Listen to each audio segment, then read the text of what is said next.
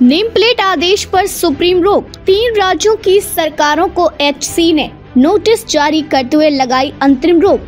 सोमवार को supreme court ने योगी सरकार को करारा झटका देते हुए कांवड़ यात्रा मार्ग पर दुकानदारों को अपनी नेम प्लेट लगाने के आदेश को लागू किए जाने पर रोक लगा दी। कोर्ट ने इस बात पर जोर दिया कि दुकानदारों को ये बताना चाहिए कि वे किस तरह का खाना बेच रहे हैं, लेकिन उनका नाम प्रदर्शित करना जरूरी नहीं है। सुनवाई के दौरान याचिकाकर्ताओं के वकील ने इस बात पर प्रकाश डाला कि 2 राज्यों ने पहले भी इस तरह के आदेश लागू किए हैं और 2 और राज्य ऐसा करने की योजना बना रहे हैं। वकील ने बताया कि नगर निगम के अधिकारियों की बजाय पुलिस इन कार्रवाइयों को लागू कर रही है, जिससे अल्पसंख्यकों और दलितों को हाशिए पर ढकेला जा रहा है।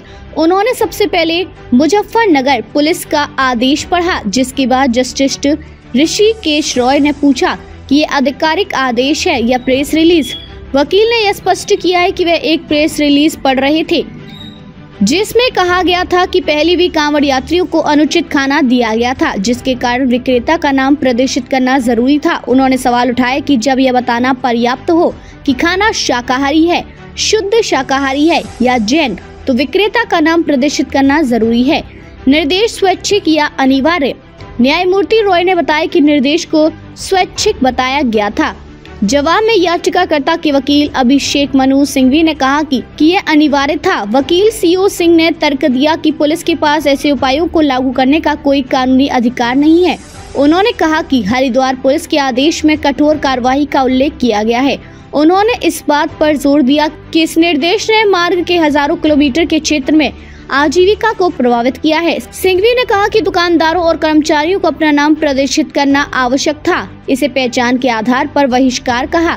उन्होंने तर्क दिया कि नाम प्रदर्शित न करने से व्यवसाय बंद हो सकता है, जबकि इसे प्रदर्शित करने से बिक्री को नुकसान हो सकता है।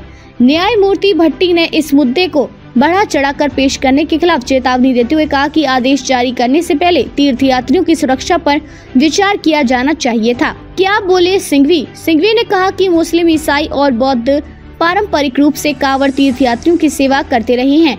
उन्होंने तर्क दिया कि दुकानदार के नाम के बजाय शुद्ध शाकाहारी निर्दिष्ट करने पर जोर दिया जाना चाहिए। उन्होंने दावा किया कि निर्देश आर्थिक बहिष्कार का प्रयास था और अस्पष्टता को बढ़ावा देता था। न्यायमूर्ति भट्टी ने जवाब में पूछा कि क्या मांस खाने वाले लोग भी हलाल मांस पर जोर नहीं देते हैं।